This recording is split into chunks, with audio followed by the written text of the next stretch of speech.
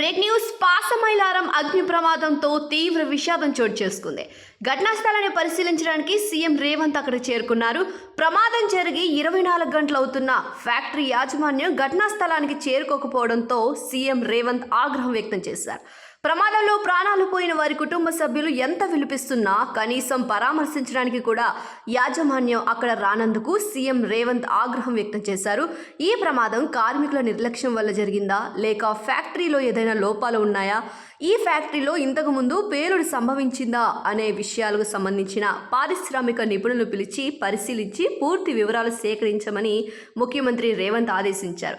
Factory యాజమాన్యం వచ్చి కనీసం డిస్ట్రిక్ట్ మినిస్టర్ని, కార్మికుల్ని కలవాల్సిన బాధ్యత లేదా అని సీఎం రేవంత్ సూచించారు.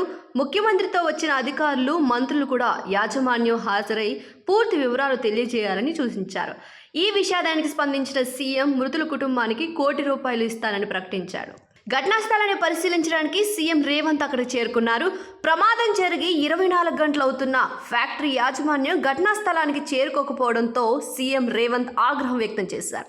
ప్రమాదంలో ప్రాణాలు పోయిన వారి కుటుంబ సభ్యులు ఎంత విలిపిస్తున్నా కనీసం పరామర్శించడానికి కూడా యాజమాన్యం అక్కడ రానందుకు సీఎం రేవంత్ ఆగ్రహం వ్యక్తం చేశారు. ఈ ప్రమాదం కార్మికుల నిర్లక్ష్యం వల్ల జరిగిందా లేక ఫ్యాక్టరీలో ఏదైనా లోపాలు ఉన్నాయా, ఈ ఫ్యాక్టరీలో ఇంతకు ముందు పేలుడు సంభవించిందా అనే విషయాలకు సంబంధించిన పారిశ్రామిక నిపుణులు పిలిచి పరిశీలించి పూర్తి వివరాలు సేకరించమని ముఖ్యమంత్రి రేవంత్ ఆదేశించారు. ఫ్యాక్టరీ యాజమాన్యం వచ్చి కనీసం డిస్ట్రిక్ట్ మినిస్టర్ని, కార్మికుల్ని కలవాల్సిన బాధ్యత లేదా అని సీఎం రేవంత్ సూచించారు. ముఖ్యమంత్రితో వచ్చిన అధికారులు, మంత్రులు కూడా యాజమాన్యం హాజరై పూర్తి వివరాలు తెలియజేయాలని సూచించారు. ఈ విషాదానికి స్పందించిన సీఎం మృతుల కుటుంబానికి ₹1 కోటి ఇస్తానని ప్రకటించాడు.